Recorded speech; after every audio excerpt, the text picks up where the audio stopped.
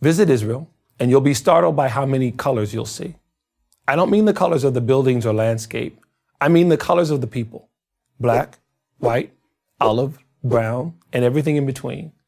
Israel is a true United Nations. That's because Israel is a nation of refugees from everywhere. And more than half of them are from, are you ready? Arab countries. Over 850,000 Jews were expelled or fled from the Middle East and North Africa following the Arab countries' attack on Israel when it gained its independence in 1948. For over 2,000 years, these Jews had lived in the Arab countries of Morocco, Algeria, Tunisia, Libya, Egypt, Yemen, Syria, Lebanon, and Iraq, and in the Muslim but non-Arab countries such as Turkey and Iran. Today, they form over half of Israel's Jewish population.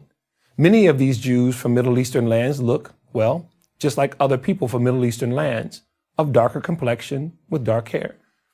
Other Jews migrated from North Africa. So why is their story so unfamiliar to most people? The most important reason is that they didn't remain refugees for long.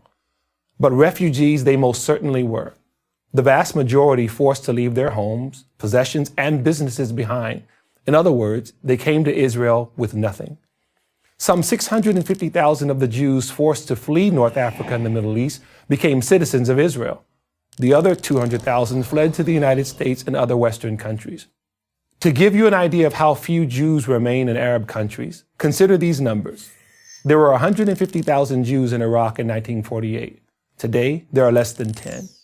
There were 140,000 Jews in Algeria. Today, there are less than 50.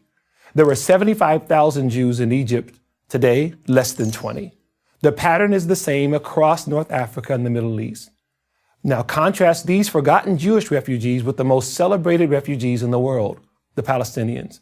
How is it that the Jewish refugees are not even an afterthought, but the Palestinians are the longest lasting, most lavishly supported refugee population in the history of the world? The answer is purely political. After Israel gained its independence in May of 1948, the surrounding Arab nations attacked the new Jewish state. As a result, about 700,000 Arabs living in Israel fled. Many left because of the war, and many did because they were told by Arab leaders to leave the Jewish areas. The idea was that they would return once the Jews and their state had been destroyed. Khalid al-Azam, the Syrian prime minister in 1948 to 1949, admitted this Arab role in persuading Palestinians to leave. In his memoirs, he wrote, "Since 1948, we have been demanding the return of the refugees to their homes, but we ourselves are the ones who encouraged them to leave." That's how the Arab, later renamed Palestinian refugee crisis was created. In 1949, the United Nations formed UNRWA, the United Nations Relief and Works Agency for the Palestinian refugees, the largest and only long-term UN agency that was ever formed to deal with just one group of refugees.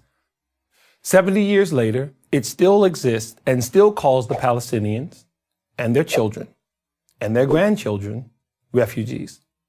It has an annual budget of over $1 billion, funded mostly by the US and the European Union. How much did the Jewish refugees who were expelled from the Middle East and North Africa receive from the UN? How much did Israel receive to help toward their resettlement? How much does it receive today? The answer to all three questions is the same: zero. So the next time you hear someone talk about the Palestinian refugees, ask them why they never talk about the Jewish refugees. And the next time you hear people talk about Israel being settled by Europeans, ask them if they've ever seen an actual picture of Israelis in color. I'm Demystify Washington of Christians United for Israel for Prager University. To subscribe to our YouTube channel, click here. To help keep our videos free, donate here.